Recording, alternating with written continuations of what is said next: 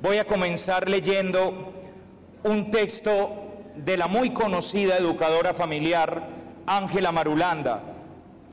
Se llama Los extremos se tocan.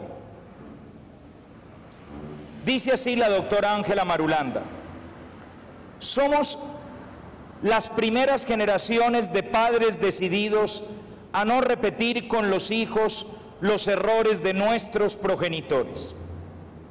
Y en el esfuerzo de abolir los abusos del pasado, somos los más dedicados, los más comprensivos, pero a la vez los más débiles e inseguros padres que ha dado la historia reciente. Me salto lo que sigue y paso a un texto de la doctora Ani Acevedo. Yo voy a continuar el texto de Ángela más tarde, simplemente me quedo con esa frase. Estamos intentando ser papás de una manera nueva y está resultando otra cosa. Y paso a un texto del 15 de mayo, acabó de ser publicado en el periódico El Tiempo por la doctora Ani de Acevedo y que se titula ¿Qué está pasando con nuestros niños? Dice la doctora Acevedo: los niños de hoy se están quedando sin infancia. Son niños conflictivos, asustados y agresivos. Se comportan más como adolescentes que como niños. Viven llenos de temores, sufriendo angustias que no les corresponden para su tierna edad. Están sometidos a toda clase de estímulos a través de la música, de la televisión, de los juegos electrónicos y del internet. Esos estímulos son tan potentes y les han cambiado su manera de ver la vida. Atrás quedó la inocencia maravillosa de la infancia. Por el contrario, los niños de hoy son niños hiperinformados e hiperprogramados, a los cuales no les queda tiempo para jugar sanamente. Los juegos de grupos armónicos, juguemos en el bosque mientras que el lobo está, esos son los juegos armónicos, se han ido acabando y en su reemplazo tenemos duras competencias y grandes soledades. Les está haciendo difícil cooperar con otros menores que viven enfrascados desde pequeños en peleas por el poder. El maltrato entre ellos mismos va en un aumento vertiginoso. Se burlan del más débil, del más inteligente, del más alto, del más flaco, del más gordo. Arbitrariamente rechazan a un niño y éste queda sumido en un aislamiento doloroso. En sus casas también viven conflictos y situaciones emocionales complejas. Tampoco se alimentan bien. Muchos de ellos comen comida chatarra y hoy en día sabemos que el exceso de ciertas comidas es nocivo para el buen funcionamiento del cerebro. Comen a deshoras, comen mucho dulce, así como exceso de carbohidratos, y esto hace que sus impulsos sean más difíciles de controlar. El alimento espiritual también es escaso en el mundo de hoy. El comportamiento de los niños de hoy deja mucho que desear. Su lenguaje es vulgar. Nota de pie de página, ¿se han dado cuenta lo rico que es para los muchachos de hoy? Ya no se tienen que aprender un montón de nombres. Manuel, Carlos, Ricardo, Alberto, Mariela, Natalia, ya todos se llaman marica, es una maravilla. Queda reducido todo. ¿Qué hubo, marica? Vení, marica. Entonces, marica o huevón, son las dos familias que existen. Uno pertenece a la familia 1 o a la familia 2. Fácil, resumido todo. Ya es la manera usual como todos se tratan. Incluso lo vemos en las niñas. No es que sea más grave en las niñas que en los muchachos, que no me vaya a quedar una frase políticamente incorrecta, pero en teoría las niñas antes las educábamos para ser más delicadas y sin embargo han entrado al inmenso combo de ¿qué hubo, marica? ¿Para dónde vas, marica? ¿Qué hacemos, huevón? Perdón por el lenguaje vulgar y rudo que acabo de tener, pero es simplemente para contar la realidad. Y sus modales son bastante primitivos. Comen algo. Carlos, no haga eso. Es natural. Lo que más preocupa es el aumento en la patología infantil. Vemos infantes sufriendo ataques de angustia y franco pánico desde los 8 años. Otros muestran síntomas muy claros de infelicidad generalizada. Tenemos más niños deprimidos que nunca y remitidos al psiquiatra. El panorama es desolador. ¿Qué hacer ante estas conductas poco conducentes a un buen desarrollo? Hay que empezar por retomar nuestra labor como padres y como familia. Corto ahí el texto de la doctora Ani de Acevedo. Nos plantea la enfermedad, pero nos plantea también la solución. Hay que retomar nuestra labor como padres y como familia. Muy buenas noches a todos y a todas. Estamos aquí reunidos para reflexionar esta noche sobre lo que en las circulares que a ustedes envió y en los desprendibles que anunciaban esta reunión se hablaba como una oportunidad para meditar sobre la familia y los hijos. Incluso yo, por molestar, el día que llegué decía que me habían matado la charla porque lo habían llamado casi como una telenovela del mediodía, padres e hijos, ¿no? Y entonces yo dije, ¿qué vamos a hacer con esto? Con el nombre, de pronto resulta con mala suerte. Yo le he dado a esta charla el siguiente nombre, el siguiente título completo: Padres e hijos, un proyecto por construir. La realidad de los padres y de los hijos es el gran tema de toda reflexión sobre la humanidad. Los padres, porque se proyectan en esa semilla que son sus hijos, y los hijos porque florecerán y darán fruto en gran medida dependiendo de los padres que hayan tenido. Cuando en los albores del siglo XX el gran psiquiatra, psicoanalista Sigmund Freud, el fundador del psicoanálisis, empieza a poner las bases de lo que hoy es una ciencia altamente desarrollada, señaló cómo la mayor parte de las realidades personales, de nuestros traumas, de nuestras taras, de nuestras dificultades, están relacionados con los primeros años de nuestra vida, incluso con los meses de gestación en el vientre de nuestras madres. Él habló de conflictos que se viven y se superan en la vida familiar. Recuerden nada más el complejo de Edipo.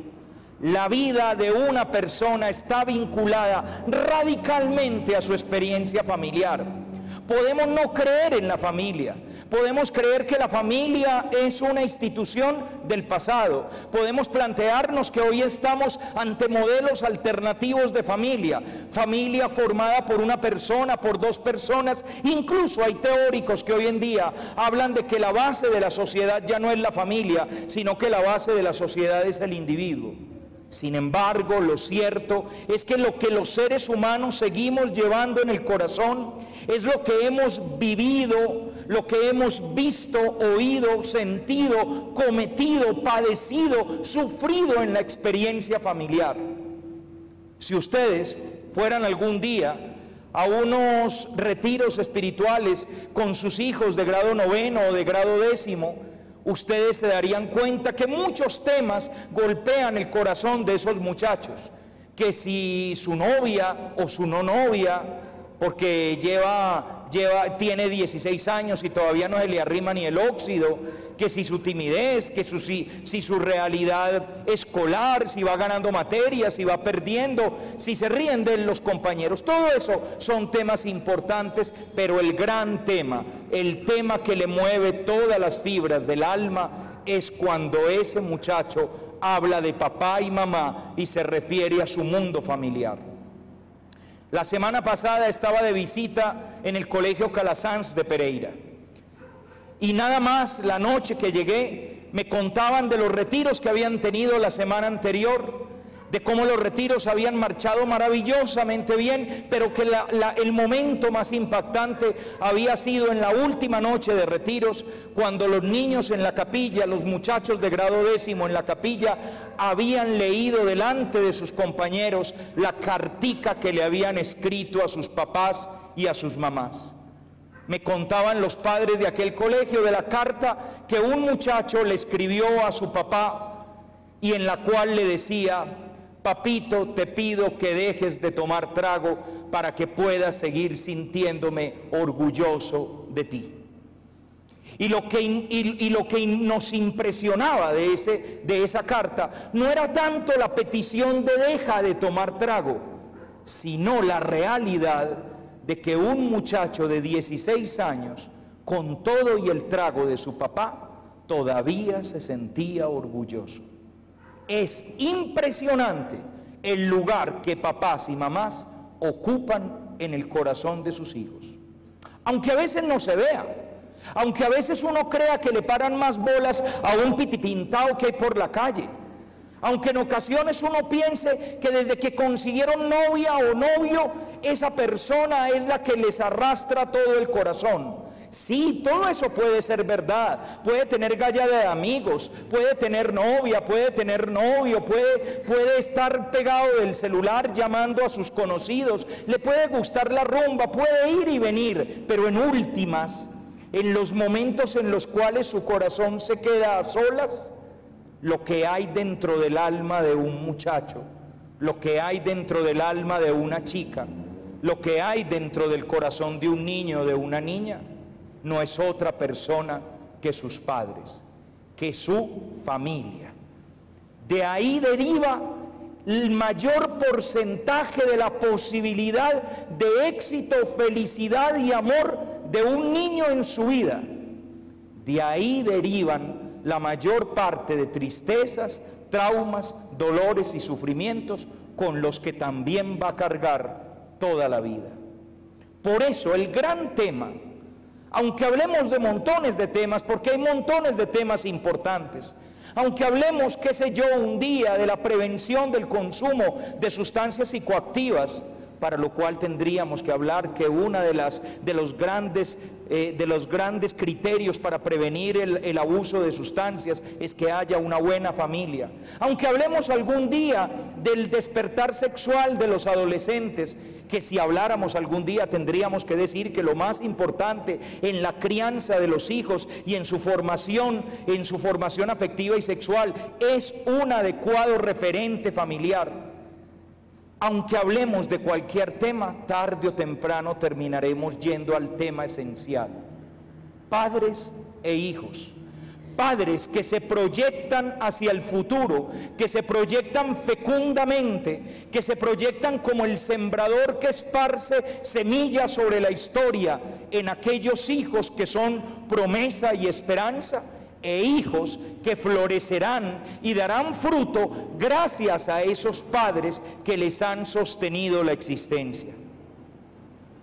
Hay una constatación que hacemos todos los expertos en educación y en psicología infantil, juvenil y familiar, y esa constatación es que los hijos de hoy están más solos que los hijos de ayer, y que los padres de hoy están más desconcertados en su labor que los padres de ayer. Las razones son múltiples. Como mínimo, porque hoy en día la labor es más difícil. Hoy en día pensamos que tenemos que aprender mucho, que tenemos que tener claro qué vamos a hacer. En el pasado simplemente repetíamos con los hijos lo que papá o mamá hicieron conmigo, bueno, malo, regular, repetíamos las mismas cosas. A mí me pelaron, yo pelo, a mí me regañaron, yo regaño, a mí me daban un grito y me quedaba ahí sentado, estaba molestando mucho en misa y me daban un aruñetazo de esos tornillos y yo me quedaba ahí seco como un pato. Pues lo mismo, yo hacía lo mismo con mi hijo. Hoy la verdad es que no sé, porque podría ocurrir un trauma, el niño podría como dijera, no realizar bien esos procesos internos y nos armamos un lío. Y entonces, como tenemos armado un lío de si podemos o no podemos regañar, de si podemos llamar la atención o no podemos llamar la atención, de si podemos poner normas o no podemos poner normas, de que si las normas las pone la mamá, que es con quien el niño vive, o que la ponga el papá, que es con quien el niño está los fines de semana, que si las normas las ponemos entre los dos, o va a haber uno que va a hacer las veces de bueno y el otro que va a hacer las veces de exigente, cantaletoso y jodón. Estamos más desconcertados hoy en día, pero la consecuencia de esto es que una constatación que hacemos todos los que trabajamos hoy en día con niños y adolescentes es que el niño y el adolescente promedio de hoy evidentemente está más solo. Las consecuencias de esto es que no pocas familias son simples vivideros. Yo me atrevería a llamarlas fondas camineras. En estos días que hemos vuelto a ver a los arrieros que pasan por las montañas camino a la ciudad, nos hemos acordado de aquellas fondas camineras, lugares donde simplemente se pasaba la noche, se tenía una comida y se dormía. Para muchos niños, sobre todo para muchos adolescentes, la familia es una fonda caminera.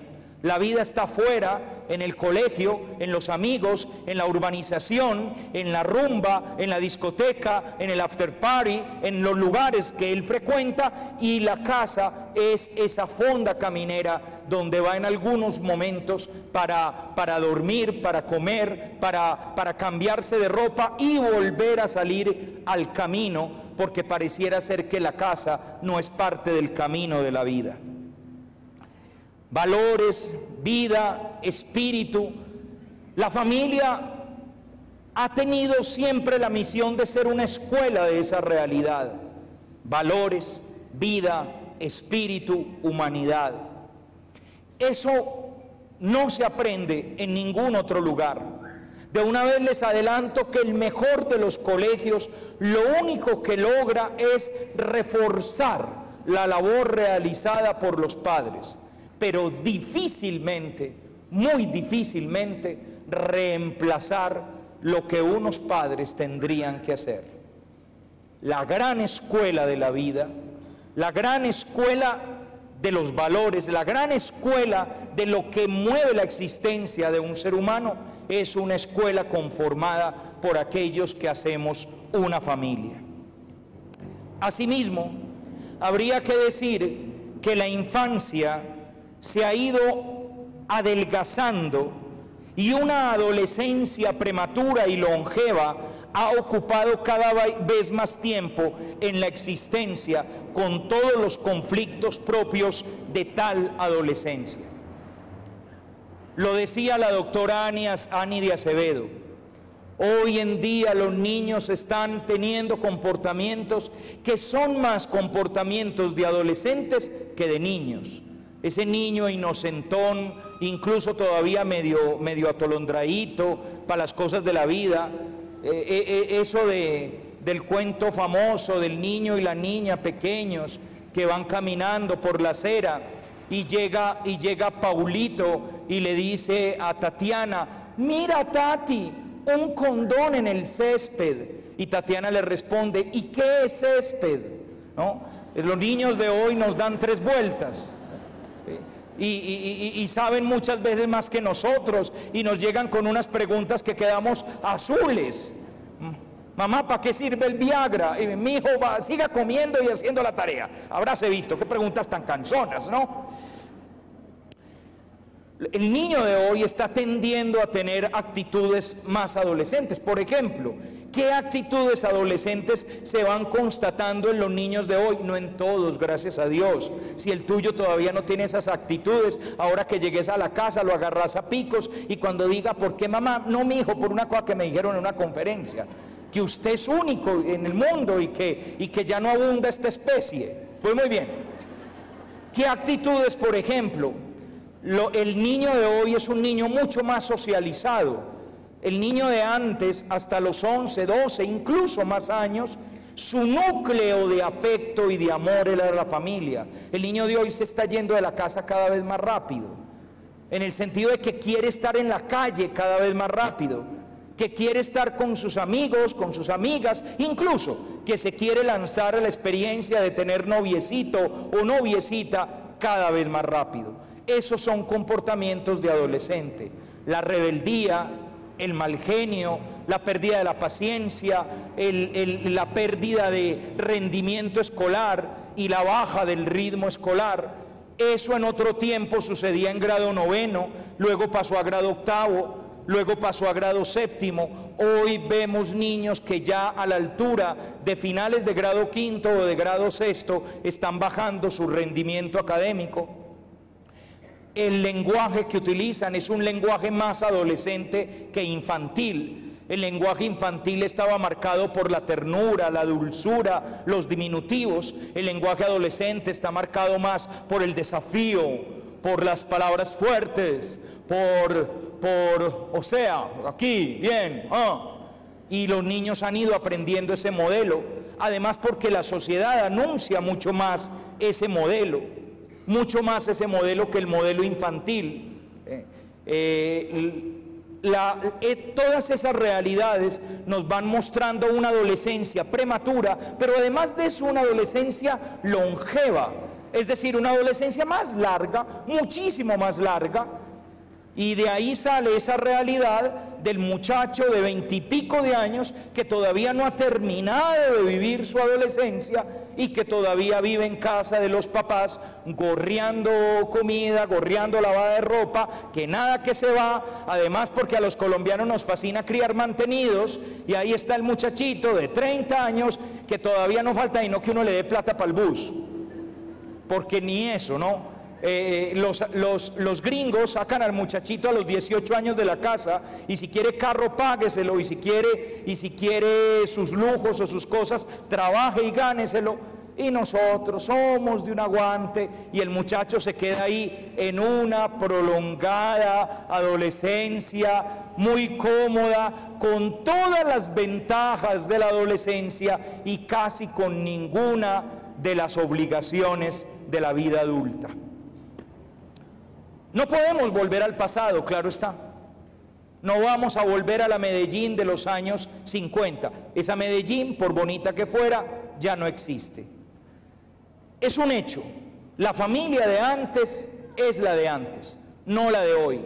No podemos volver a esas familias de 12, 14 miembros, donde además de los 12 o 14 hijos, estaban papá, mamá, abuela de un lado, abuela del otro, el tío raro, la tía solterona, y todos vivían bajo un mismo techo.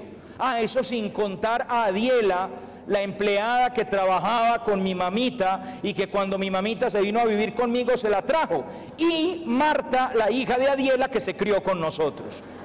Todo ese gentío vivía en una casa. Hoy no hay presupuesto que lo resista. La mayoría de las familias son familias donde papá y mamá trabajan y toca trabajar. Yo no voy a echar aquí un discurso de no trabaje porque eso no es real.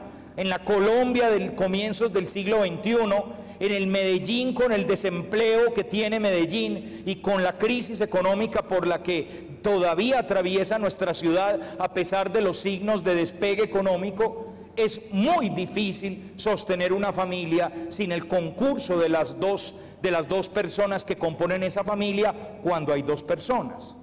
Yo tampoco voy a echar un discurso sobre señoras vuelvan con el marido que no las quiere, o señores vuelvan con la señora que no sienten nada. No, en la Medellín de los años 50 no se separaba nadie. Eso ni Batman, ni Robin, ni Garzón, ni Collazos. Todos los matrimonios funcionaban. Hoy en día es muy difícil, la vida se nos volvió más compleja, la mujer ha aprendido a defender también sus derechos y su honra, y ya no se aguanta toda clase de vejámenes o utilización o desprecio como hicieron muchas mamás o muchas abuelas. Y además a los hombres nos cuesta mucho agarrar seriedad en la vida y volvernos hombres de un solo amor, y somos muy picaritos y echamos canita al aire, y los amigos son muy amigos y hay mucho sitio de rumba, y las muchachas están muy queridas y le hacen a uno ojitos, todo eso. Y además yo necesito mi espacio en la vida y yo necesito realizarme, y tú comprenderás, también mi realización es importante. En fin, esa es la familia de hoy. Yo no digo si es buena, yo no digo si es mala, porque esas son marcas y no sirven para nada. Simplemente tenemos una familia nueva, que es la familia que hay hoy en la Colombia del siglo XXI. Pero esa familia nueva con un nuevo perfil, con una nueva realidad, puede seguir siendo una escuela de humanidad. Yo no les voy a proponer hoy volvamos al pasado, porque esas familias del pasado educaban muy bien. Tampoco debieron haber sido perfectas. Y la prueba de eso es que el mundo que hoy tenemos no es perfecto. No. Con esto que hoy tenemos, con estas familias de hoy que hoy somos, con estos papás y mamás que hoy somos nosotros, somos una escuela de humanidad, de vida, de amor, de existencia. Podemos seguir siendo una escuela y nuestros hijos e hijas necesitan que lo seamos. Y que incluso con los conflictos o las dificultades o las problemáticas que hoy nos toca vivir, asumamos por completo nuestra misión como primeros y gravísimos educadores de nuestros hijos y de nuestras hijas. La charla de hoy va a tener 3 partes. La primera parte, muy sencilla, les voy a presentar la misión de la familia. Les voy a contar por qué una familia es importante. ¿Qué es lo que hace que una familia sea tan gravemente importante? Y por qué educadores, psicólogos y todos los que trabajamos con niños y jóvenes insistimos e insistimos que el secreto está en la vida familiar. En una segunda parte voy a hablar de las dificultades que hay hoy en la vida familiar. Voy a hablar de algunas de las razones que han llevado a esas dificultades, las causas, y someramente vamos a mirar las consecuencias. Y para que nos divirtamos al final y saquemos unas enseñanzas, voy a hacer la tercera parte, la he titulado Análisis de algunas frases absurdas que decimos los papás modelo 2000. Porque los papás modelo 2000 nos ha dado por decir unas frases que ni nos hemos dado cuenta de las bobadas tan grandes que estamos diciendo. Y a veces decimos bobadas, y vale la pena que caigamos en cuenta de que en la educación de los hijos, por ponernos de modernos, de chéveres, de tal, podemos estarla embarrando en materia grave. Así que aquí nos fuimos. Primera parte, la misión de la familia. A pesar de todas las crisis, la familia sigue teniendo una gravísima misión en la educación de los hijos, en la vida de los hijos y en su felicidad. Ya lo decía al comienzo, les garantizo algo. Más del 60 o el 70% de las posibilidades de éxito y felicidad de tu hijo o de tu hija dependen de la vida familiar. De hecho, es muy normal, sobre todo con jóvenes de la edad de 8º, 9º, 10º, que cuando se les pregunta si son felices, no si pasan bueno, porque me imagino que la mayoría pasan bueno, no si tuvieron rumba el fin de semana, no si están contenticos en ese momento, estar contentos es simplemente un sentimiento, sino cuando se les pregunta si se sienten felices con la vida que les tocó, muchos de ellos cuando contestan que no se asusten, en la adolescencia en ocasiones hay un momento en que es difícil ver claramente el horizonte de la vida y el sentido de la vida, y por eso uno llega a pensar que no es posible la felicidad. Muchos de ellos, cuando uno les pregunta cuál es la causa de esa infelicidad, hacen referencia a los conflictos que viven en la casa. Desde los grandes conflictos, papá y mamá se separaron, hasta los conflictos tontos de mi papá no dialoga conmigo, pero es un excelente papá, o mi mamá me echa mucha cantaleta, pero evidentemente es una excelente mamá. El joven promedio, el adolescente promedio y el niño promedio tiene marcada su experiencia, su posibilidad de ser feliz por la experiencia familiar. ¿Cuál es, por tanto, la misión de la familia con estos hijos cuya vida depende en gran medida de nosotros? Porque muchachas y muchachos, les tengo una mala noticia: a los hijos jamás se les acaba de dar a luz, siempre los estamos dando a luz. A un hijo nunca se le termina por parir. De hecho, la profesión de un padre es ser padre y la profesión de una madre es ser madre. Y de esa profesión, uno de las demás, de ser médico, ingeniero, zapatero atómico, lo que sea, uno de las demás algún día se jubila, pero de la única que uno nunca se jubila es de la misión de ser padre o madre. Puede tener el guaymarón 40 años y te llega con la cola entre las patas porque pasó un problema y a vos te toca salir a consolarlo, a aconsejarlo, a decirle qué tiene que hacer, a servirle una comidita, a darle ánimo y a lo mejor prepararle el sofá para que pase la noche. Todo como cuando era un niño pequeño. ¿Cuál es la misión, por tanto? Esa misión de la que no nos graduamos, esa misión que toca seguir haciendo toda la vida para parir y parir y parir a nuestros hijos, para que salgan a la vida.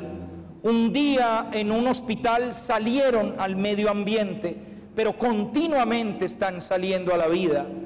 El día que lo llevaste a la guardería, lo sacaste al mundo. El día que lo llevaste al jardín infantil, lo sacaste al mundo. El día que lo trajiste al colegio grande, que lo llevaste a la universidad, que se lo entregaste a una mujer para que fuera esposo. El día en que lo acompañaste a recibir su propio hijo. En cada uno de esos momentos, tú como madre y tú como padre has vuelto a parir a tu hijo. Incluso hay papás que les tocará ayudar a su hijo a encontrarse con el momento definitivo de la enfermedad, de la angustia o de la muerte, y enseñarle a ese hijo o a esa hija a pasar por ese momento, a volverlo a dar a luz en esos momentos. ¿Qué es lo que hace una familia? Hombre, no puedo decir todo lo que haya por decir, pero voy a decir unas cosas que se me ocurren. Primero y muy importante, ser el fundamento afectivo. ¿Qué significa el fundamento afectivo? Significa lo siguiente: la vida humana es un edificio que está construido sobre el afecto. Sobre el afecto primero, no sobre los afectos posteriores. ¿Cuáles son los afectos posteriores? El amor de mis amigos llegó después, el amor de mis amigas, incluso en ocasiones, el amor... ¿Qué hago? Que me puedo desplazar, gracias. Pero es que no tenía ganas. Estoy feliz acá. No es que tenga sucios los pantalones y los quiera tapar, no, pues están grandes, un poquito así como costal, pero bueno, eso debe quedar como este atril, como entre paréntesis. Desde el frente se debe ver como entre paréntesis, pero bueno. Entonces, en lo que iba, ¿en qué iba? Los amores, la mayoría de los amores que nosotros tenemos en la vida son amores posteriores, llegan después, son importantes, bellos, alegran la vida. Es más, miren el corazón de una muchacha, de un muchacho, cuando llega el niño o la niña que lo mira a los ojos y le dice: me gustas, eres súper especial, nunca he conocido a alguien como tú. ¡Wow! El corazón salta aceleradamente, el muchachito llega a la casa levitando 2 centímetros por encima del suelo, ese día llega hasta cómico y todo, una maravilla, pero no es lo que sostiene la vida. No es lo que sostiene la vida, porque son realidades que llegaron después, cuando de alguna manera el edificio ya estaba en construcción. Lo que sostiene un edificio son los fundamentos, son las bases. Lo que nos tiene en este momento tranquilos, reunidos en este coliseo, es que creemos que los ingenieros que lo diseñaron pusieron unas bases suficientes para soportar las tribunas, las personas que están en las tribunas, las sillas, las personas que están en las sillas, el conferencista, las cámaras, todo el andamiaje de hierro, los vientos, en fin, que esta estructura puede resistir eso, pero eso depende de las bases. Las bases de la vida, lo que hace que uno no pierda las ganas de vivir ante el primer revés o ante el primer fracaso que uno tenga que enfrentar, lo que hace que uno siga para adelante en un momento de dificultad, Lo que hace que cuando uno se estrella contra un problema, contra un rechazo, y todos tarde o temprano nos tenemos que estrellar contra algo de eso, lo que nos da la fuerza para seguir adelante, para seguir viviendo, para no desmoronarnos, es el fundamento afectivo que tengamos. Es decir, el amor dulce, afectuoso, sabroso, grande, abundante, sobre el cual fuimos construidos. Yo he contado muchas veces el cuento. Yo le pongo más cositas para que quede más entretenido. Y he contado muchas veces el cuento de que el primer día de colegio, yo era un niño divino, eso ya ustedes lo saben, era un niño divino, hermoso. Creo que incluso fui de mono y de ojos azules en un primer momento, y como todos los niños divinos, por lavarles mal el pelo con jabón de tierra, pues primero me volvió oscuro y después lo perdí. Mi papá, para consolarme, me dice que es que uno se gasta por donde se usa, pero bueno, en todo caso, primer día de colegio, y cuando regreso del primer día del colegio llorando, me pregunta mi papá: mijo, ¿qué pasó? Y yo le digo: es que me dijeron gordo mafafo. Claro, esa era la frase típica que se decía en la década del 60 a los pobres gordos. Yo todavía no sé ni qué es mafafo. Creo que mafafo es como así, como todo adiposo, como como así, ¿no? Gordo mafafo. ¿Cómo no se desmorona un niño porque le digan gordo mafafo? Porque es el primer rechazo de su historia, es el primer rechazo de su vida. De ahí en adelante siguen un montón de rechazos. De ahí en adelante viene el profesor que no cree en ti. De ahí en adelante vienen los compañeros que se burlan de tus orejas. De ahí en adelante viene la niña que a ti te gusta, pero que ella no quiere ni saber tú dónde estás ni quién eres. De ahí en adelante viene la universidad a la que me presenté y que no pasé, la empresa en la que pasé la hoja de vida y no me contrataron, el jefe que me pega un grito, incluso años después el hijo que me dice: papi, me tienes mamado, ¿sabes qué? ¡Muérete! ¿Cómo uno no se hunde después de esos rechazos de la vida? ¿De dónde saca uno fuerza para seguir después de que le dicen: estamos haciendo una reestructuración de la empresa y usted ha participado del proceso de reingeniería, por lo tanto hemos cambiado los cargos y tu cargo lamentablemente ya no va a seguir? ¿Qué me está diciendo usted? Pues mira, pues que déjanos tu hoja de vida en cuanto... ¿Qué te sostiene ese día? ¿Con qué fuerzas vuelves a tu casa, vuelves a encender el fogón para preparar los alimentos? ¿Con qué fuerza al otro día te levantas, te duchas y sales a vivir? Con la fuerza del fundamento afectivo que haya en tu corazón. Es decir, el amor sobre el cual fuiste construido. La respuesta de mi papá a lo del gordo mafafo fue: mijo, no les haga caso, que eso es que le tienen envidia. Hasta el día de hoy, yo cuando paso por ahí y algunos se ríen: mira el gordo, y yo digo: uy, esos tienen envidia.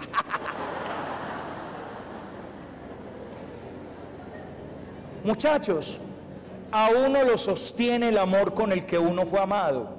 Si ese amor con el que uno fue amado se adelgaza, piensen ustedes en el niño no bienvenido, al niño que nació a destiempo y se pone cara de: ¿qué hacemos con esto?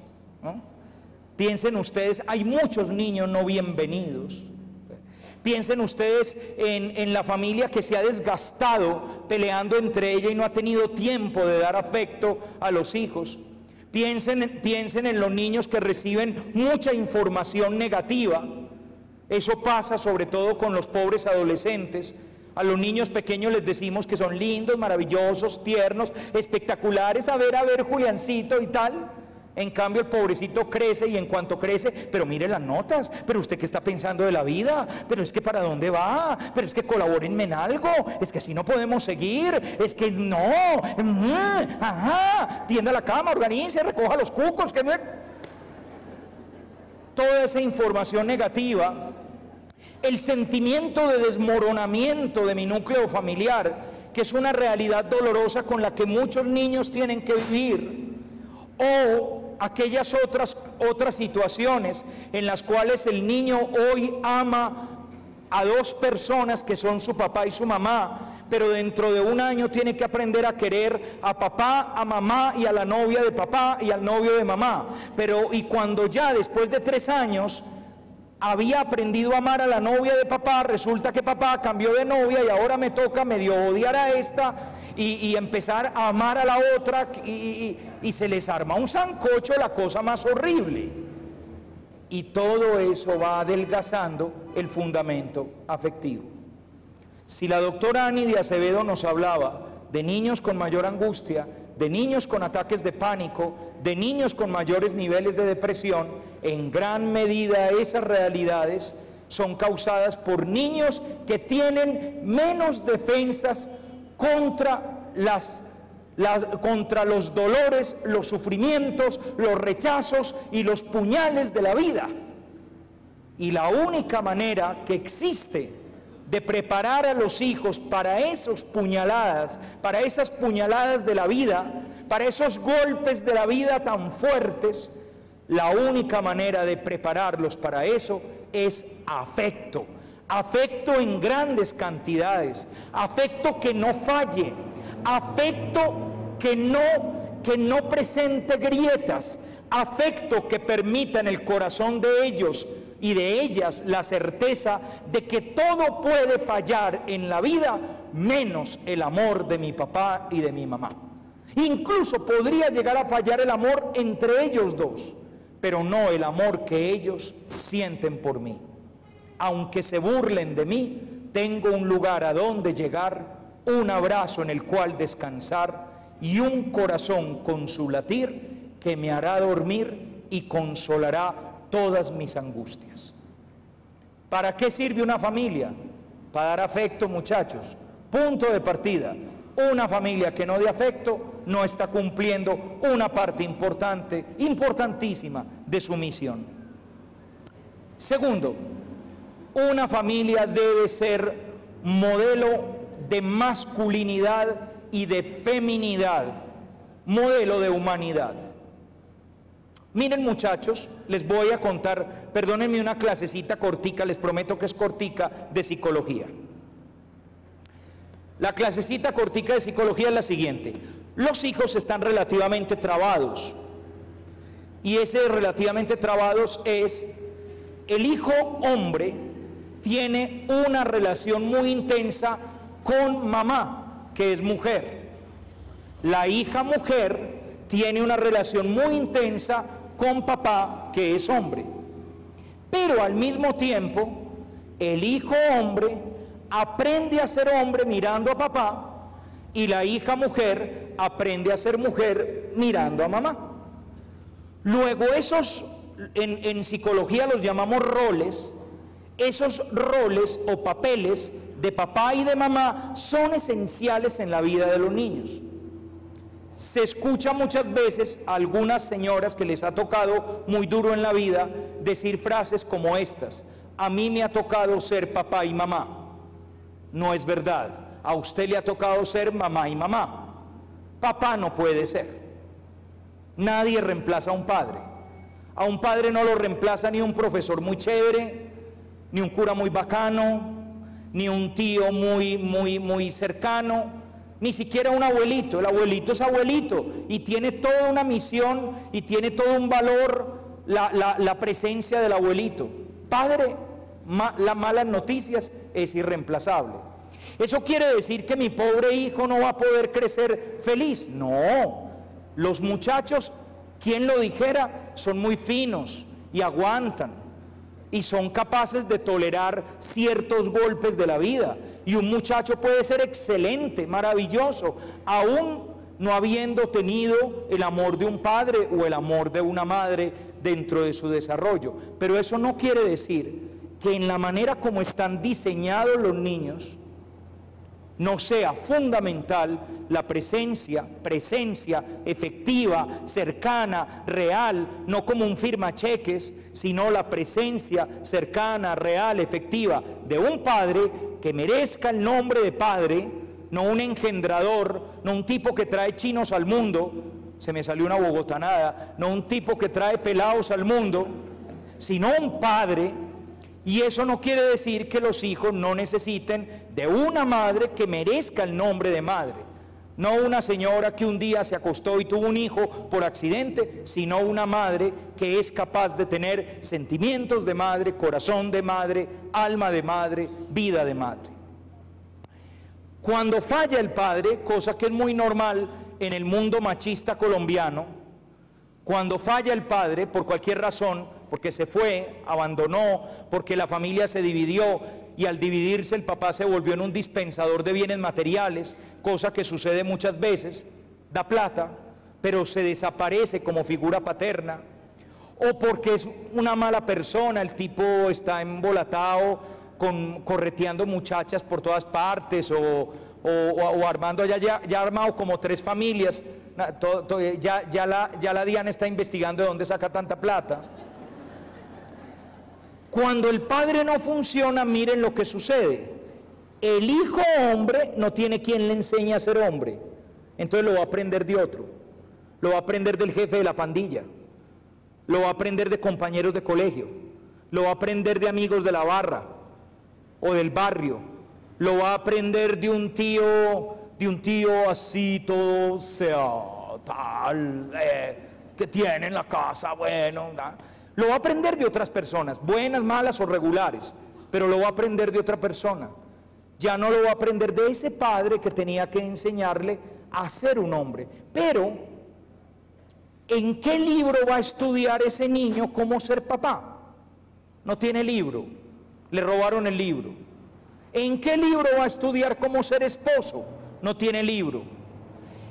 El niño de padres separados promedio dice, cuando yo me case, yo sí voy a amar a mi esposa toda la vida.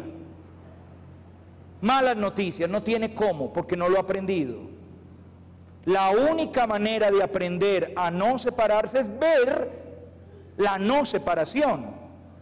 Para poder mantener un matrimonio unido se necesita tolerancia, aguante, perdón, en fin, toda una serie de cosas que él no vio, porque él lo que vio fue que se dieron con los trastos en la cabeza.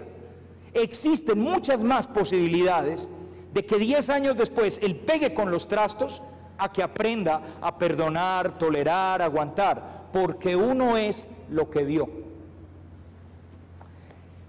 Para que vean ustedes lo importante que es un papá. Mi papá me está enseñando a ser papá, mi papá me está enseñando a ser esposo, mi papá me está enseñando a ser profesional, mi papá me está enseñando a ser hombre. Pero todo el afecto y la ternura y el cariño, dicho de otra manera, la mujer a la que amo con tierno corazón y que es el primer amor de mi vida, mi primera novia, es mi mamá. ¿Ven? De mi papá aprendo uno, pero mi mamá es todo el sueño afectivo. Si mi mamá falla, salgo a buscar mamá de reemplazo. Y ustedes ahí empezarán a entender una de las razones de por qué al adolescente actual le gustan tanto las veteranas.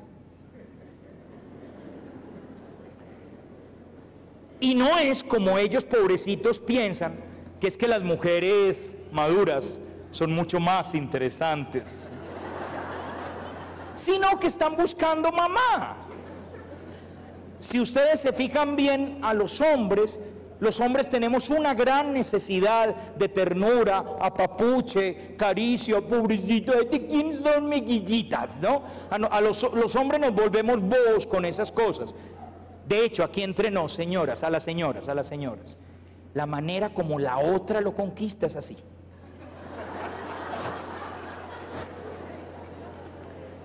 Es que entiendan, uno a los 45, ya con 2 idas al baño por la noche,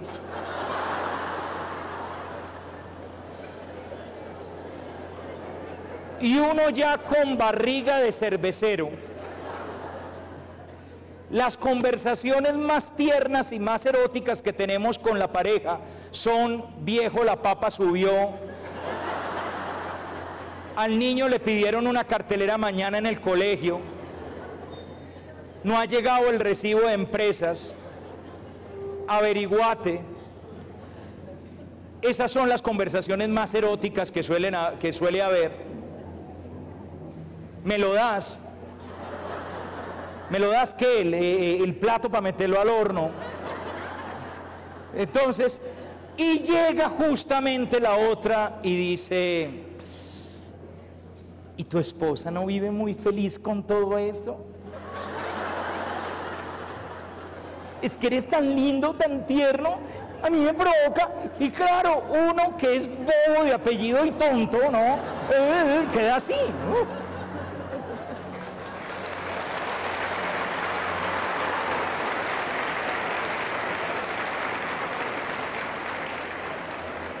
Eso no tiene nada que ver con el tema, pero sirve como ilustración.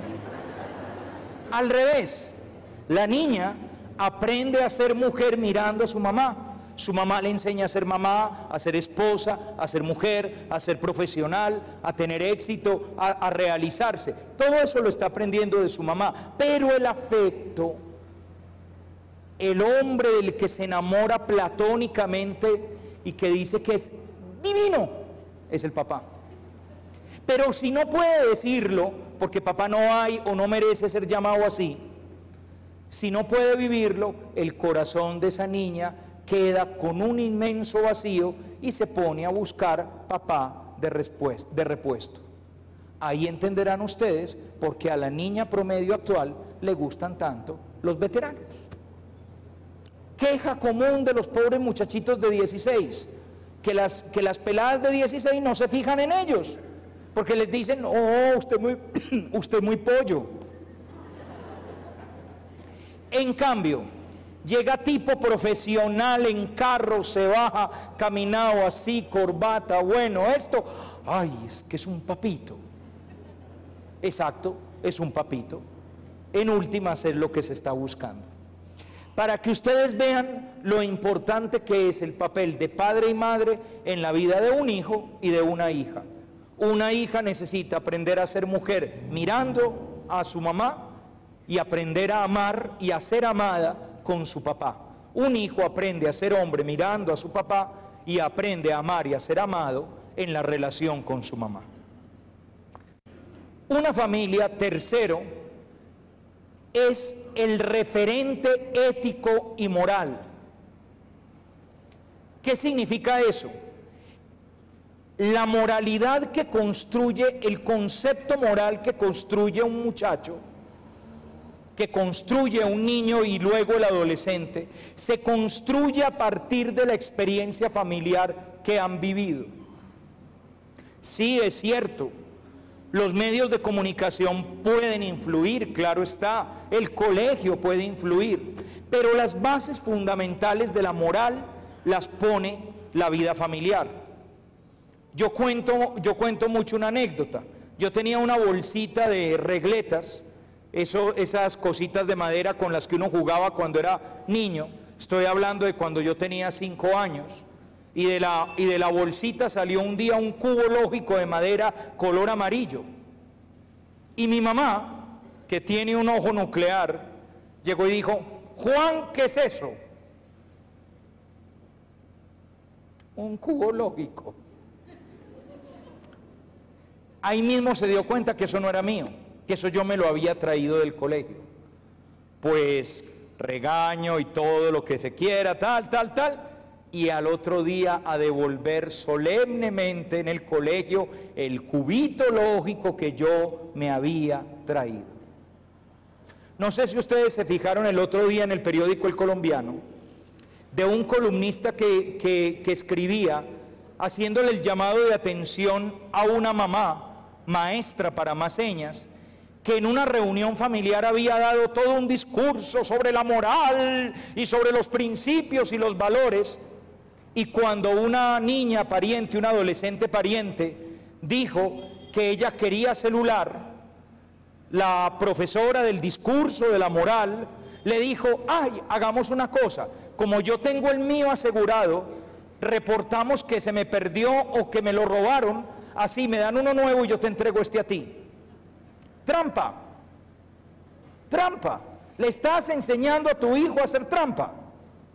Le estás enseñando a un niño que una trampa funciona y lo que se aprende en la familia no se olvida. Después puede sacar el gobierno avisos de adiós a las trampas, puede sacar toda una campaña, el colegio puede sancionar a los que hacen trampa, ya la clase de hacer trampa y la trampa funciona, ya está dada, se dio en casa. Miren, nosotros somos los que enseñamos moral en casa. Enseñamos a tratar bien a los demás cuando nos tratamos bien. Enseñamos ternura cuando tenemos ternura. Enseñamos respeto cuando nos respetamos. Enseñamos sinceridad cuando somos sinceros. No cuando damos discursos. Les adelanto, al adolescente no le agradan mucho los discursos. Le agrada mucho más el ejemplo. Y el niño no te entiende el discurso. Pone una cara de, ¿a este qué le pasará? Pero entiende tu vida, la tiene reflejada acá. ¿Qué decían los que hoy tienen como 50 o 52 o más años? ¿Qué decían de sus papás? Mi papá no nos dejó nada, pero me dejó un gran ejemplo. En toda su vida mi papá no se robó ni un peso. Eso es lo que le queda a un muchacho. Después de los años, después de los ires y venires, después de todo lo que ha leído, al final le queda lo que le enseñaron en casa, esos principios que le enseñaron en la familia. Y aquí aprovecho para darles una clave. En ocasiones, los papás y las mamás se desmoralizan porque creen que los hijos no les paran bolas, sobre todo porque la expresión externa del pobre adolescente no suele ser muy receptiva, que digamos. Pues uno llama a su hijo Juan Camilo y le dice, Juan Camilo, venga mi hijo que le voy a decir algo. Y Juan Camilo no viene, sí papá, dime lo que quieras, aquí estoy. No, hombre, si Juan Camilo es un pelado normal, ¿qué? ¿Qué pasó? Sí, bueno, ok, bien, ¿ya? ¿Ya? ¿Me puedo ir? Y me da el favor y me mira cuando le estoy hablando. Bien, ¿qué más? Entonces, como el pobre adolescente da esa imagen, uno se frustra y dice, mi hijo no me oye, mi hijo no, yo no le llego. Incluso esos son esos momentos en los que uno se desespera y va y busca al psicólogo del colegio, háblele a Juan Camilo. Va uno y busca al padre que les dio retiros, padre, háblele a Juan Camilo. Va y uno busca a la novia, háblele a Juan Camilo. Háblele bastante, no haga más cosas, háblele a Juan Camilo. Todo eso. Pero te tengo buenas noticias, Juan Camilo te escuchó todo. Y se lo aprendió, además. Y no le gustó porque no va con lo que a él le gusta, pero sabe que es verdad. Porque como se lo dijo su papá o se lo dijo su mamá, él sabe que es verdad. Y así lo lleva escrito en el alma. Es posible que todavía hoy no tenga la fuerza, la capacidad de ponerlo en práctica, pero en su fuero interior sabe que es lo correcto. Hace un mes más o menos estaba con los alumnos de grado 11º del Colegio Calasanz de Bogotá en los retiros espirituales de ellos. Y estábamos en una comida, en una sobremesa, ya habíamos terminado de comer y estábamos hablando y salió el tema, esto y lo otro, y salió el tema de los rumbeaderos y que el éxtasis y que tal cosa y las drogas peligrosas. Y llega uno de ellos, no Juan Jaime, es que a mí mi mamá siempre me ha dicho que uno tiene que fijarse con quién sale y que uno no le puede recibir de todo a los demás, porque uno tiene que confiar en sus amigos verdaderos. Y no, y mi mamá es una dura y tal. Yo decía, qué cosa más tierna. Tenemos un querubín de 17 años que se creyó todo el cuento. Y lo más seguro, el día que le echaron la cantaleta era, bien, ya, ok, bien, oh, ya, oh, soltala, está muy intensa.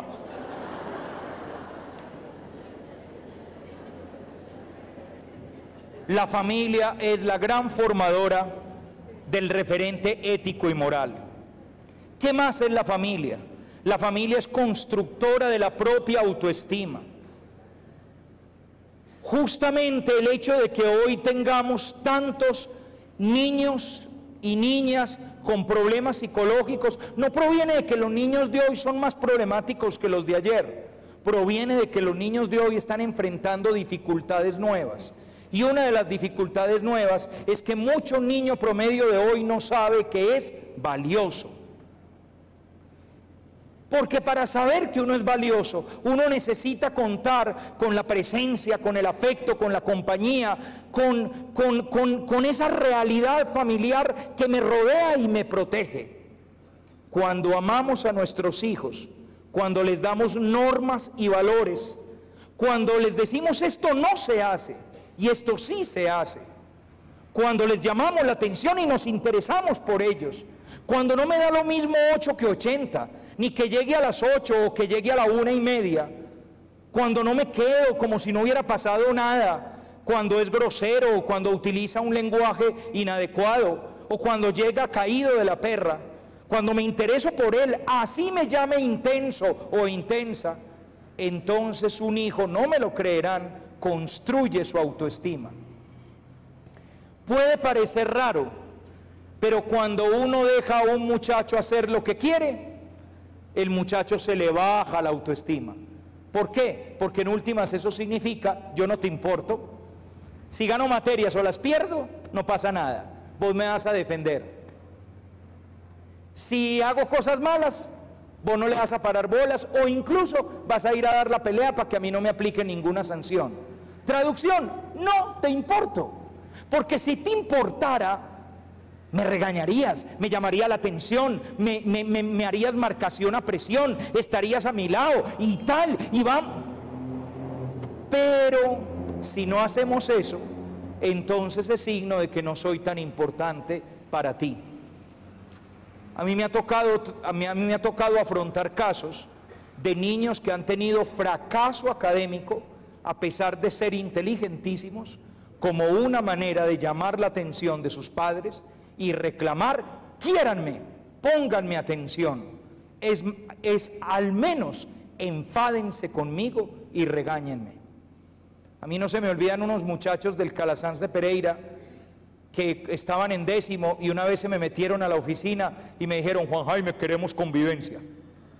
Y yo, y no, hermano, yo tengo mucho que hacer, yo ahora que me voy a meter en una convivencia. ¿Y para qué? A ver, ¿qué nos vamos a hacer? No, pues vamos para tal parte. Ah, ya veo, ustedes los que quieren es pasear, piscina y tal. No, Juan Jaime, eso no nos interesa. Queremos que usted nos hable. Y les digo yo, ¿y de qué les hablo? Y me responde uno de ellos, de lo que sea, pero regáñenos. Qué impresionante. De lo que sea, pero regáñenos. Es la manera de reclamar, díganos que se interesa por nosotros. Que no le da lo mismo si triunfamos o fracasamos, si acertamos o no acertamos en la vida. La familia es también fundamental en la construcción del sentido existencial. Hoy más que nunca el sentido de si mi vida tiene sentido, perdónenme la redundancia, aquello de si mi vida tiene sentido es una realidad mucho más delgada y mucho más frágil.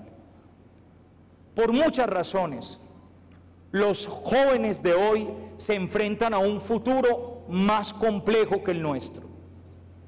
La mayoría de nosotros creíamos que si terminábamos el colegio, entrábamos a la universidad, hacíamos una carrera y íbamos a tener un futuro promisorio. Muchos de los adolescentes de hoy ya no creen en eso, no porque no quieran creer, sino porque la vida les ha demostrado que uno puede tener el bachillerato, una carrera, una especialización e incluso hablar inglés y seguir sin conseguir trabajo o seguir lleno de problemas. Fuera de eso, les espera un país que sigue en violencia, que todavía tiene violencia, donde hay secuestro, terrorismo, donde hay grupos que se enfrentan unos con otros y donde el día en que firmemos la paz y al fin vivamos ricos, todavía no sabemos cuándo va a ser. Más aún, un país con índices preocupantes de corrupción. Es difícil creer en ese futuro. Solamente hay un lugar de donde se saque fuerzas para creer en ese futuro, y es la confianza que tú, papá y mamá, me den en que yo valgo la pena. Yo estoy en este mundo por algo, porque tengo una misión, porque no soy un accidente, porque no soy un descache de la vida, sino porque soy alguien con un hermoso futuro y con una hermosa misión en la vida. Les decía esta mañana a los papitos de primaria que estaban en la misa de la familia, les decía: piensen en sus hijos como los grandes hombres y mujeres del futuro. El día de mañana esos pequeñitos pueden ser un premio Nobel, descubrir algo maravilloso en la ciencia, escribir una novela única, las mejores poesías, ser los más grandes profesionales, incluso el político o los políticos que salven al país. Qué cosas maravillosas serán nuestros hijos. Y es necesario aprender a verlos así y hacerlos sentir así, como hijos ungidos, elegidos por la vida para una gran misión, para que en una noche de desespero no les dé por pensar que su vida no tiene sentido. ¿Para qué más? ¿Cuál más es la misión de la familia? La familia debe ser soporte en los momentos de crisis y en los sufrimientos. No es tanto que impidamos que haya crisis o sufrimiento, porque crisis y sufrimiento siempre va a haber. Malas noticias es imposible alfombrar toda la vida, no se puede. Tarde o temprano el muchachito se va a estrellar con algo. Los papás modelo 2000 estamos haciendo grandísimos esfuerzos para evitar que los hijos tengan crisis, sufrimientos, fracasos y reveses. Y ojo, si seguimos así, no los vamos a preparar para enfrentar crisis, sufrimientos, fracasos y reveses. Las crisis, los sufrimientos, los fracasos y los reveses llegan, siempre llegan. La labor de la familia no es evitarlos, evitar lo que puede evitar, pero sobre todo la labor de la familia es sostenerlos en aquellos momentos en los que haya crisis y sufrimiento. Tu hijo te necesita cuando muere su mascota. Tu hijo te necesita cuando se siente mal en el colegio. Tu hijo te necesita cuando siente que algo no es capaz de hacerlo. Por ejemplo, unos ejercicios de matemáticas. No para que tú se los hagas, sino para que tú lo sostengas y lo animes. Tú eres capaz, mi amor. Tu hijo, tu hija te necesita cuando llega con el corazón destrozado porque el niño o la niña que quería le dijo que no más y que se terminaba la relación. En todas las crisis de la vida, tu hijo te necesita. Enfrentar el fracaso y la frustración y sostener en ellos son labores fundamentales de la familia. Otra realidad, otra misión, ayudar a elaborar los duelos. A lo largo de la vida el niño va elaborando pequeños duelos y mientras va creciendo esos duelos se pueden volver más complejos. Por ejemplo, el niño pequeñito de 3 años tal vez tenga que elaborar el duelo de la muerte de la mascota, o que el perrito creció tanto que ya no cabe en el apartamento y nos tocó mandarlo para una finca y ya no lo va a volver a ver, y el niño tiene que elaborar ese pequeño duelo. Más tarde a lo mejor el niño tenga que elaborar el duelo de que la abuelita murió, o de que el abuelito está muy enfermo y ya no puede jugar con él. Más tarde a lo mejor tiene que elaborar el duelo de las materias que perdió por primera vez en la vida. Después a lo mejor tenga que elaborar el duelo de que los 2 grandes amigos que tenía en el colegio se burlaron de él y le dieron la espalda. Y así sucesivamente. Lo que a uno lo ayuda en aquellos momentos a poder llorar, a poder desahogarse, pero después de llorar y desahogarse, limpiarse las lágrimas y seguir viviendo, es justamente la presencia de una familia como punto de referencia. La familia colabora en forjar el sentido de independencia, el carácter de los hijos, la capacidad de tener un vuelo propio, de descubrir su propia vocación, el para qué llegué al mundo, cuál es mi misión en la vida. La familia nos enseña a ser responsables, a responder por nuestros actos, por nuestras palabras, por nuestros aciertos y por nuestros errores. La familia nos abre el camino del sentido del Espíritu, es la que nos descubre la presencia de Dios en lo más profundo del corazón. La familia es la que nos hace vivir que no podemos caminar sin la cercanía de alguien más grande que nosotros, sin un amor más definitivo. En últimas, la familia es algo que un muchacho necesita querer, amar, admirar, sentirse orgulloso. Ustedes no se imaginan lo importante que para un muchacho es sentirse orgulloso, admirarte, admirar a su papá, admirar a su mamá. Un niño necesita admirar a los adultos que lo rodean. Un niño necesita sentirse orgulloso de los adultos que lo aman. Un joven necesita sentir admiración, porque admirando aprende a vivir. Esta mañana viví una de esas anécdotas lindas que a uno le tocan en la vida escolar. Salía yo de la oficina del padre rector, habíamos tenido una reunión con los muchachos y llega un niño, sería creo yo de grado quinto aproximadamente, y me dice: padre, tu misa de esta mañana fue muy bonita y tú eres una persona muy linda. Yo voy a rezar a Dios para que sigas siendo así. Fantástico. Los niños están muy bien hechos, hombre. Lo que pasa es que uno después se los tira, pero los niños son fantásticos. Y me contaba el padre Sergio de un muchacho de grado 10, todo preocupado por si el padre Juan Jaime nos va a dar a nosotros también conferencia, porque yo lo admiro mucho y le hago mucho caso. Y eso que dicen que a mí solo me escuchan las abuelitas.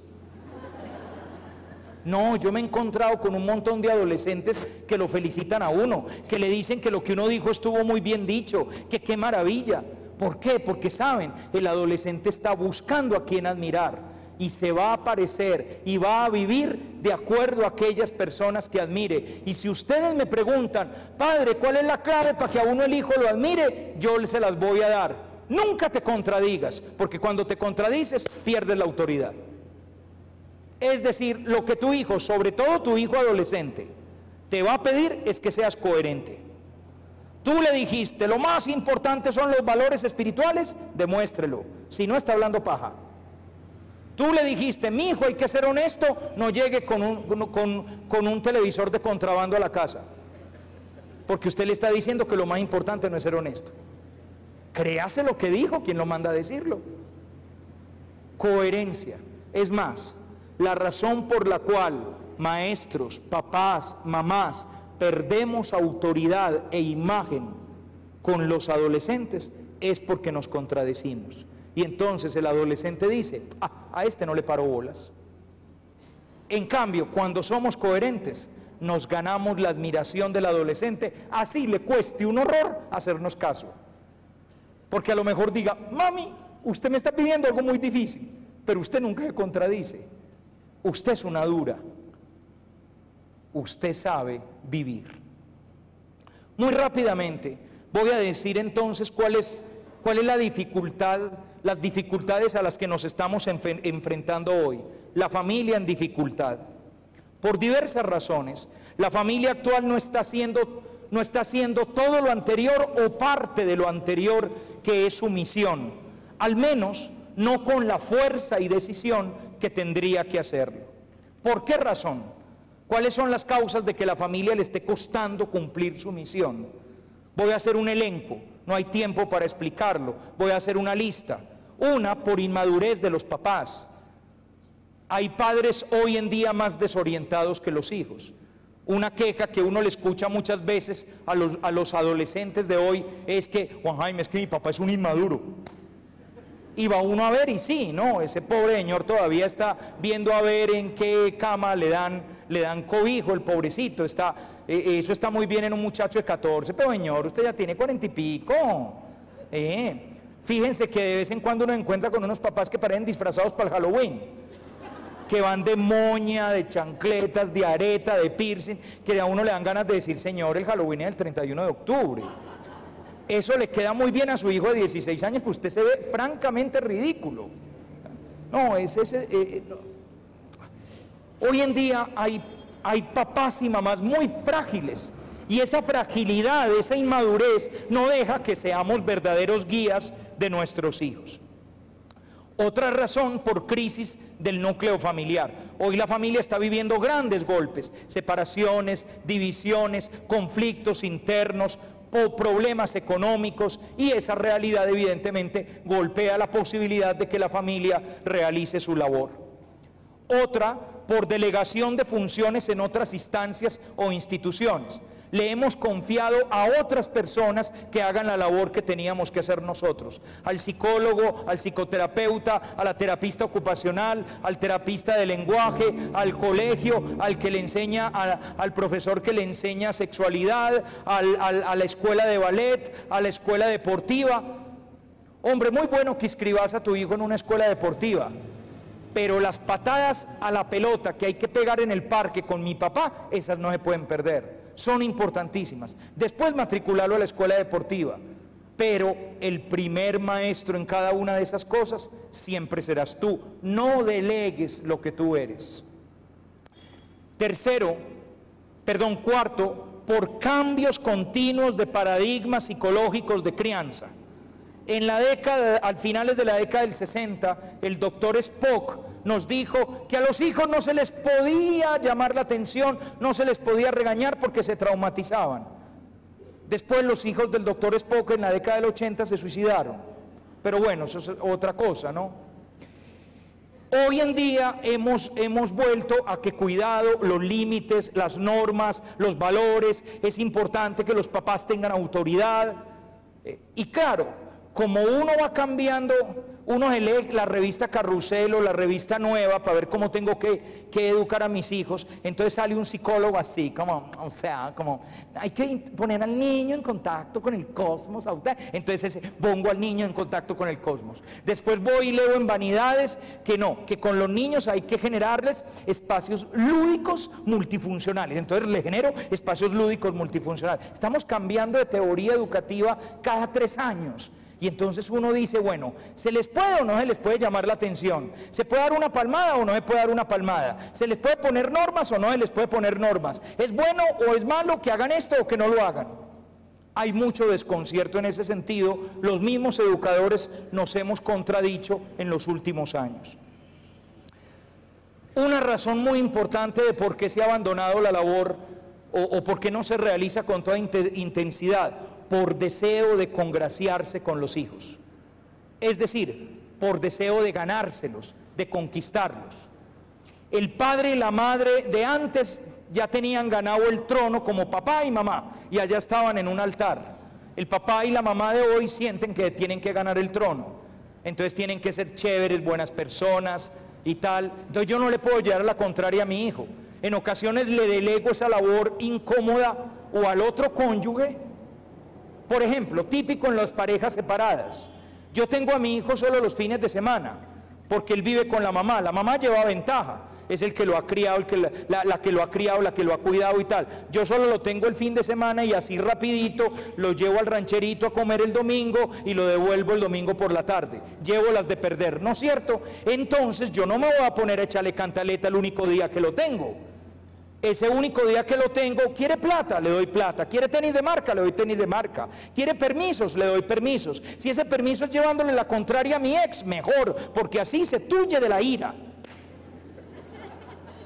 Pero el problema es que mientras lo conquistas o te sacas un clavo con tu ex, nos estamos jugando la educación y la vida de un muchacho. Y en esas cosas no hay derecho de equivocarse, porque las huellas de los errores quedan para siempre. Esto es muy típico hoy en día, ese deseo de ganarme a mi hijo para que mi hijo diga, mi papi es chévere. Pues sí, mi papi puede ser muy chévere, pero cuando es demasiado chévere, no cumple su función como papá. Para evadir las tensiones con los hijos. Yo me imagino que cuando una familia era de 10 personas, pelear con el mayor, pues no se notaba. Juan Manuel está bravo conmigo, pero cuando en una casa vivimos 2, Juan Manuel y yo, manejar una tensión y que lleva 3 días que no me habla, Entonces por eso muchas veces los papás modelo 2000 terminamos, en vez de dando órdenes, pidiendo favores. Juanma, pero hagamos una cosa, mi amor. No hasta las 3 de la mañana. Yo voy y lo recojo a la 1. Por favor, mi hijo, que por favor, dele la orden. Fíjense, ¿se han dado cuenta que hoy en día ya no regañamos? Pedimos favores. Julis, por favor, mi amor, no zarandees el jarrón que lo vas a quebrar. Julis, ¿qué te dije? Por favor, mi vida. Señora, tenga calzones. Julis, no haga eso. Tranquila, que no se traumatiza, se lo garantizo. Si sigue con la otra bobada que está haciendo, sí se va a traumatizar, porque cree que puede romper todos los jarrones del mundo y que usted no le va a hacer nada. Le va a poner el título de Reina Juliana, emperadora del universo. Por sentimiento de culpa. Es que padre, compréndame. A Juan David, mi hijo, le ha tocado muy duro. Yo me separé de su mamá cuando Juan David tenía 5 años y al niño eso le dio muy duro. Y después yo me uní con otra señora que él quiso mucho. Y yo, pues las cosas con Ángela no se dieron y unos años después terminaron. Entonces, es muy duro para el muchacho eso. Usted se siente culpable. Y si usted se siente culpable, no va a poder ser papá. No va a poder llamar la atención. Miren, aunque la hayamos embarrado, seguimos siendo papás, seguimos teniendo autoridad y seguimos teniendo que poder guiar la vida del hijo. Y aunque el hijo te responda un día, uy, pues papá, es que cumpla usted primero lo que me está diciendo, hay veces que uno le tendrá que decir, justamente porque yo la he embarrado, le estoy enseñando esto para que usted no la embarre. Pero no se dejen llevar contra las cuerdas, que eso le gusta mucho al adolescente. El adolescente lo va llevando a uno así, y usted, no, pues pobrecito mi amor, ¿no? No pobretiemos demasiado a los muchachos, ay, pobrecito, es que él ha tenido toda una realidad familiar muy dura que pesar. O por centrar la labor de la familia en aportar bienes materiales. Esto es muy típico, sobre todo de las familias de cierto estrato social. La familia se queda en una familia productora de bienes materiales, del apartamento de lujo, un montón de aparatos, 2 camionetas, una narcotoyota, etcétera. La familia se dedica a tener bienes materiales y tiene pobreza de relaciones, pobreza de amor, pobreza de valores espirituales. Consecuencias. Las consecuencias son todas las que nos decía la doctora Ani de Acevedo: hijos más solos en su crianza, más permisividad, más comportamientos agresivos, más comportamientos autoagresivos. Nota de pie de página: no siempre cuando un muchacho consume sustancias es porque el muchacho tiene malas compañías o porque está mal aconsejado. Muchas veces es porque el muchacho se está haciendo daño conscientemente a sí mismo. Es una autoagresión. Más pérdida del sentido de la norma, del sentido de los valores, del sentido de los principios que todos debemos respetar, más vacío afectivo, más soledad, más adicciones, más baja autoestima, más depresión, más búsqueda de sensaciones emocionantes que me hagan sentir vivo. El pobre peladito de hoy busca adrenalina, sensaciones extremas, sustancias, porque se quiere sentir vivo. Y se quiere sentir vivo porque tal vez cuando no tiene esas sustancias o esa adrenalina o esas sensaciones extremas, no se siente vivo. Más búsqueda de sensaciones, más pérdida del sentido existencial. Decía la doctora Ángela Marulanda: somos las primeras generaciones de padres decididos a no repetir con los hijos los errores de nuestros progenitores, y en el esfuerzo por abolir los abusos del pasado somos los más dedicados y comprensivos, pero además los más débiles e inseguros que ha dado la historia. Lo grave es que estamos lidiando con unos niños igualados, beligerantes, más poderosos que nunca. Parece que en nuestro intento por ser los padres que quisimos tener, hemos pasado de un extremo al extremo contrario. Así somos los últimos hijos regañados por sus padres y los primeros padres a quienes sus hijos regañan. Somos los últimos que le tuvimos miedo a los papás y los primeros que ahora le tenemos miedo a los hijos. Somos la última generación de hijos que crecimos bajo la tutela de los padres y la primera generación de padres que vive bajo la dictadura de los hijos. Y lo que es peor, los últimos que respetamos a nuestros padres y los primeros que aceptamos que nuestros hijos nos irrespeten. En la medida que el permisivismo reemplazó al autoritarismo, los términos de las relaciones familiares han cambiado de forma radical, para bien y para mal. Y por último, examen de algunas frases bobas que decimos los papás modelo 2000. No ustedes, son los papás de otro colegio. Ustedes no. Son unos que yo vi una vez por allá en un colegio llegando a la cola el mocho, esos. Miren, se las voy a decir, simplemente digo la frase y la comento rápidamente.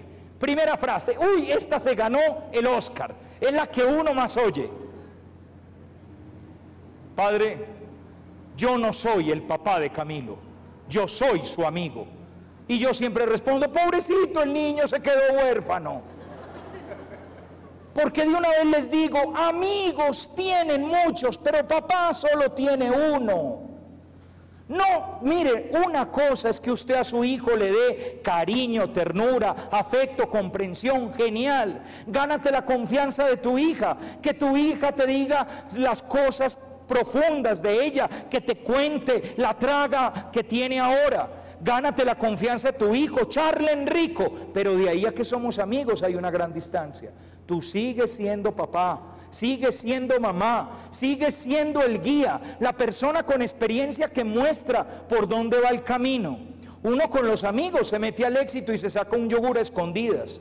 Uno con el papá, si hace eso, lo miran feo, lo devuelven para la gerencia y lo hacen entregar el yogur. ¿Por qué? Porque papá es papá, en cambio amigo es cómplice, compinche, camarada. Y tú no eres cómplice, compinche y camarada. Eres papá. Luego esta es una frase absurda. Segunda, padre, yo quiero que mi hijo tenga lo que yo no tuve. Bonita la frase en abstracto, pero ¿y cómo sabes de que lo que no tuviste fue importantísimo en tu educación? Porque es que lo que uno tiene es importante, pero lo que uno no tiene a veces es más importante. Porque lo que uno no tiene le hace valorar más lo que tiene. Porque lo que uno no tiene le obliga a uno a ser creativo. Porque lo que uno no tiene lo hace salir a uno adelante, le da ganas de echar para adelante. Miren, yo en estos días estoy visitando todos nuestros colegios. En colegios de este nivel es mucho más fácil encontrar muchachos que les da pereza, mamera, jartera estudiar. Les invito a que vayan algún día a conocer el CED Calasanz, Centro Educativo Distrital Calasanz. Es un colegio que abrimos en el año 2001. Está ubicado en la zona más deprimida de la ciudad de Bogotá, Ciudad Bolívar. Y allí en Ciudad Bolívar, en un ambiente donde todos los días hay algún muerto en la zona, donde el otro día en reunión con el consejo estudiantil, una muchacha de 10º decía cómo delante de su casa habían matado a 4 muchachos. En ese barrio tenemos 1000 alumnos y cuando uno se reúne con esos alumnos están felices, porque nunca habían tenido un buen colegio y ahora lo tienen y están pegados a ese colegio, aprovechándolo hasta la última, porque saben que ese colegio les va a cambiar la vida. Y ese cuento de que hay que dar de todo, no, a veces hay que quitar cositas, justamente para generar la capacidad de aprovechar lo que se tiene cuando se tenga, porque si no malcriamos muchachitos y tenemos unos emperadores acostumbrados a tener de todo lo que les apetece. Tercera frase, Yo no quiero imponerle nada a mi hijo, que él crezca y cuando crezca que escoja. Suena muy democrática la frase, ¿no? Yo no le quiero imponer nada a mi hijo, que él crezca y a medida que vaya creciendo que escoja. Ay, chévere, entonces que no nazca. Y cuando crezca ve a ver si nace. Porque te tengo malas noticias. La decisión más importante sí la tomaste por él, que fue que existiera. Y decidiste que fuera hombre o que fuera mujer, y que fuera colombiano. A mí me hubiera gustado ser danés. Me hubiera gustado ser sueco o canadiense para no tener problemas con la visa.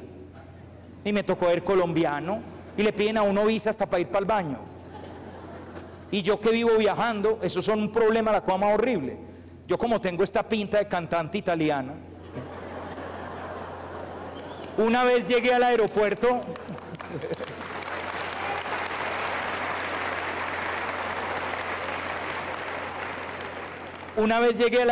de Barajas en Madrid. La cola de los que somos del populacho era larguísima, la cola de los miembros de la Comunidad Europea ya se había acabado, entonces me hicieron seña de seguir. Y yo llegué con el pasaporte, acababan de sacar el pasaporte vino tinto. A algunos de los que estamos acá nos tocó el pasaporte verde horrible, que lo miraban a uno como, oh, ¿este de dónde viene? Y entonces yo mostré mi pasaporte vino tinto, creyeron que era el de la Comunidad Europea, que también es vino tinto, y me dijeron, siga. Y yo dije, no, es que es de Colombia. Y me lo rapó inmediatamente, y eso miró claro, Escobar, de Colombia, de Medellín.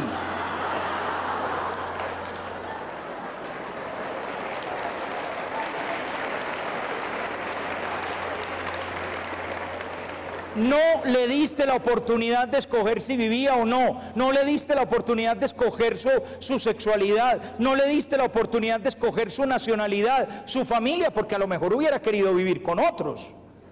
No le diste la oportunidad de escoger la lengua que habla, pero resulta que otras cosas que son importantísimas para el crecimiento de él, enséñaselas. Cuando él crezca, verá que continúa viviendo y que no, pero no le dejes vacía su existencia. Los papás tenemos la misión de enseñar, no nos callemos por el cuento de que les estamos imponiendo algo a nuestros hijos. Padre, es que él es joven, que pase bueno, solo se es joven una vez. Justamente, solo se es joven una vez. Y como solo se es joven una vez, hay que hacer en la juventud lo que hay que hacer en la juventud. Y la juventud no es únicamente para pasar bueno. La juventud es para construir los parámetros sobre los cuales uno va a llevar el resto de su vida. Es más, usted el resto de su vida se comporta como lo que eligió en su juventud. Luego la juventud es para cosas mucho más importantes que para pasar bueno. La juventud es para aprender, para estudiar, para aprender a amar, para aprender a vivir, para aprender a ser, para aprender a creer, para aprender a entregarse, no solo para pasar bueno. Ya por naturaleza el hijo se las va a ingeniar para pasar bueno. A nosotros nos toca enseñar la parte difícil de la juventud. Todas aquellas grandes decisiones y aquellas grandes construcciones que se hacen en la juventud justamente con la energía de la juventud. Otra frase, yo no quiero que mi hijo sufra lo que yo sufrí. Muy bonito, nadie quiere que el hijo sufra, pero usted con ese sufrimiento aprendió un montón de cosas. No le quite a su hijo la posibilidad de que también aprenda de sus sufrimientos. No le suavice demasiado la vida, lo cual no quiere decir que le ponga chinches en el piso para que se hiera los pies. No es necesario hacer eso. La vida trae suficientes dificultades, pero las dificultades que él se gane a pulso por su grosería o por su irresponsabilidad, no le arregles las cosas, que se enfrente con esas dificultades, que aprenda que no todas las cosas, que no todo se puede decir, que no todo se puede mentir, que no todo se puede cometer, que va a haber unas lágrimas en los ojos, eso no pasa nada, va a aprender una hermosa lección de eso. Y el día de mañana agradecerá que le hayas dado la oportunidad de aprender a enfrentar el sufrimiento. Otra frase, padre, lo que pasa es que yo no culpo a Camilo, Yo era igualito cuando tenía la edad de él. No es verdad. Esas cosas no se transmiten genéticamente, se transmiten por educación. Si tú fuiste duro para las matemáticas, tu hijo puede ser un genio, incluso puede ser un superdotado. No le coloques a tu hijo la lápida de que tiene que ser como tú, malo en el estudio como tú, necio como tú, irresponsable como tú, tomatrago como tú, mujeriego como tú. ¡Ey! En la siguiente generación podemos cambiar la historia. Tu hijo, lo lógico es que sea mejor que tú. Así que no lo defiendas con el argumento de que tú eras igual de peorcito que él. Esta es muy típica, sobre todo de las mamás modernas. Padre, yo le creo a mi hijo. Señora, tengo la mala noticia de que los hijos mienten. Sobre todo si tienen miedo de ser sancionados, regañados, mandados para la casa un día o dos, o que les van a poner una mala nota. No siempre los hijos dicen la verdad, y por la razón más vieja del mundo, evadir las responsabilidades de sus actos. Cuando un muchacho hace copia en un examen, está pensando en ganar el examen, no está pensando en todas las consecuencias que puede traer su acto. Cuando lo pillan y lo regañan y lo anotan en el observador y mandan una nota a la casa y que papá y mamá vayan al colegio, se le juntó el cielo con la tierra, se le armó un chicharrón que él no tenía calculado. Y cuando lo que deberíamos hacer es que el profesor regaña y usted retaca, que es lo lógico si queremos educar al derecho un muchachito, cuando lo que deberíamos hacer es que al muchachito le llamó la atención por robarse un lapicero, por coger una bicicleta de otro muchachito, por dar un golpe, por tener una pelea así medio pandillera con los compañeritos del salón. Cuando se le está regañando por eso, usted no debería ayudar y llamar la atención. ¿Y cómo se le ocurre Oscar Alfonso hacer eso? Ave María, eso nunca se lo hemos enseñado su papá y yo. No, mamá moderna, como él quiere ganar al hijo, padre, el niño habló anoche conmigo y las cosas no fueron así. Y yo le creo a mi hijo. Es decir, usted es un mentiroso, un atarbán, mi hijo es un santo. No, ni tanto que queme al santo, ni tan poquito que no lo alumbre. Óyele a tu hijo, escúchalo, déjalo hablar, pero tampoco creas que un muchacho, sobre todo en una situación de presión, no va a cambiar la versión de los hechos. Es que de pronto me macartizan el niño. Entonces, claro, para que no lo macarticen, no se le puede regañar, porque de pronto macartizan al niño. Para que no lo macarticen, no se le puede poner una nota en el observador, porque el niño queda marcatizado. Hombre, ¿y entonces qué hacemos? ¿Lo escribimos en el Guinness Record o lo anotamos en una página, en un blog de internet? ¿O qué? ¿Cómo hacemos? Quiéralo o no, miren, suena muy feo, pero de alguna manera el hecho de que uno tenga una historia me obliga a ser responsable de esa historia.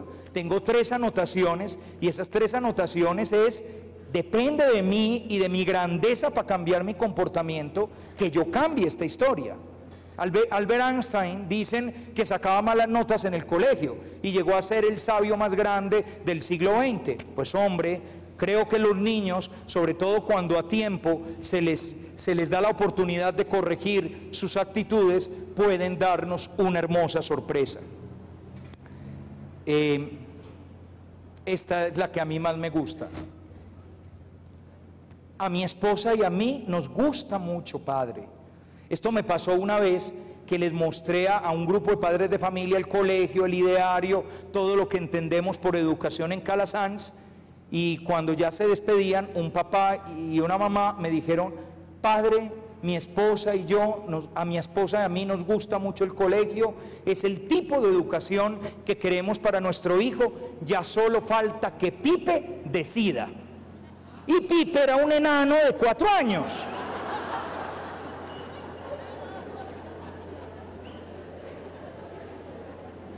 ¡Ey, parce! Hay un montón de decisiones importantes que yo no le puedo entregar a un pelado porque es como entregarle a un visco una escopeta. Les recuerdo que según las Naciones Unidas, todos los menores de 18 años son niños. Y que con esos menores de 18 años, vos que sos papá, vos que sos mamá y nosotros que somos educadores, a veces tenemos que tomar las decisiones. Así les traigan por la calle la amargura. Pero esa es nuestra labor. Miren, la gran labor de un papá y de una mamá y de un educador, de todo el que trabaje con niños y adolescentes, es desgastarse. No somos figuras públicas, somos papá y mamá. Nos podemos gastar y el hijo se puede poner bravo con uno y le puede dar portazo a la habitación y no quiero hablar con nadie y Sebastián baja a comer y hoy no voy a comer, problema de él, le garantizo que después baja y come. Pero no podemos pensar que la vida familiar la podemos llevar sin que haya días en que aunque él quiera el helado de 5 bolas, yo tenga que tomar la decisión de que coma el helado de una sola bola, porque si no le hace daño. No le puedo permitir que él tome todas las decisiones. En el ejemplo que yo ponía, una decisión tan grave, tan seria, como el colegio donde mi hijo se va a educar y va a aprender a ser hombre, no puede depender de la opinión de un pobre peladito de 4 años que no entiende lo que es un proyecto educativo institucional, lo que es un ideario o lo que es el valor agregado que un colegio tiene para ofrecer a sus alumnos. Son decisiones que tomamos nosotros los adultos. Estas son las familias de hoy. Y no es malo que sean como son las familias de hoy. Y estas familias de hoy podemos hacer muchas cosas. Podemos hacer muchas cosas si aprendemos a hacerlas. Y si tomamos conciencia de toda la labor maravillosa, apasionante que tenemos para realizar. En un momento de obnubilación y de oscuridad, nos hemos vuelto en ocasiones más que padres o madres defensores de oficio, sobreprotectores, compinches, parceros, compañeros de rumba, papás chéveres. Y en verdad no tenemos que ser eso. Tenemos que ser guías de camino, padres exigentes, que no les vivan la vida a los hijos ni les solucionen todos los problemas.